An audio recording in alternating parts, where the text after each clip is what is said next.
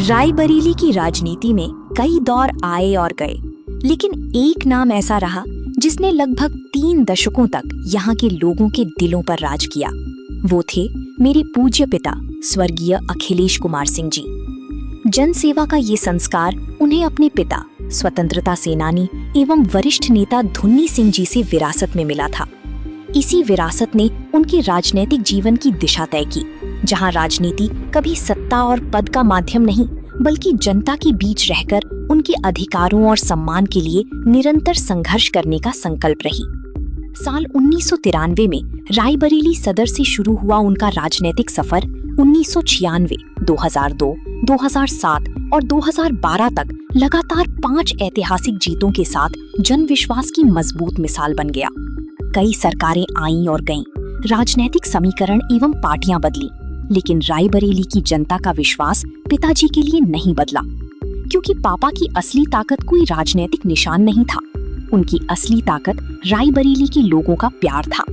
गरीब की मदद करनी हो या किसी जरूरतमंद की आवाज बनना हो, मेधावी छात्रों के सपनों को सहारा देना हो या रायबरेली के विकास के लिए स्मार्ट सिटी जैसे बड़े सपने देखना और उन्हें हकीकत में बदलना, यही उनका एकमात्र लक्ष्य था, जिसके लिए उन्होंने अपने दरवाजे रायबरेली की जनता के लिए हमेशा खुले रखे। उनकी बेबाकी से विरोधी भले असहज होते रहे हों, लेकिन गरीब, किसान और जरूरतमंद के लिए वे हमेशा एक मजबूत सहारा बनी रही। मुझे फक्र है कि मेरे पास ताकत है और ताकत भगवान बहुत कम लोगों को देती है। और मैं गुंडों से कहता हूँ कि अखिलेश सिंह जीवन के अंतिम क्षणों तक अखिलेश सिंह ही रहेंगे, इसलिए अखिलेश सिंह को बीमार समझ के गुंडाई करने की कोशिश न करना। इसीलिए लोग उन्हें प्यार से रायबरेली का रॉबिन हुड पुकारते थे।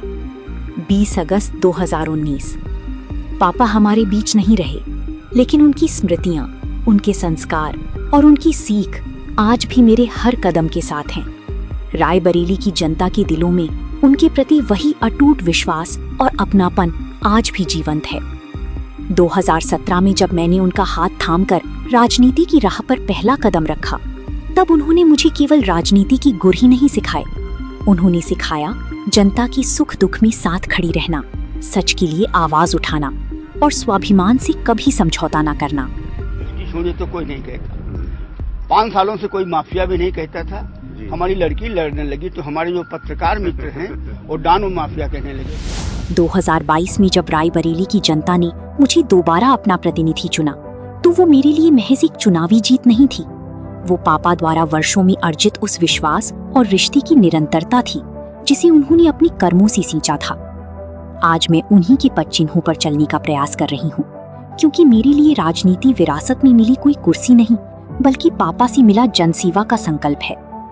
अखिलेश सिंह केवल एक नाम नहीं थे, वो एक दौर थे, एक विश्वास थे और एक ऐसी विरासत थे जो रायबरेली की मिट्टी से हमेशा जुड़ी रहेगी। उनकी कहानी समय के पन्नों पर नहीं, रायबरेली के लोगों के दिलों में लिखी है, जो हमेशा अमर रहेगी।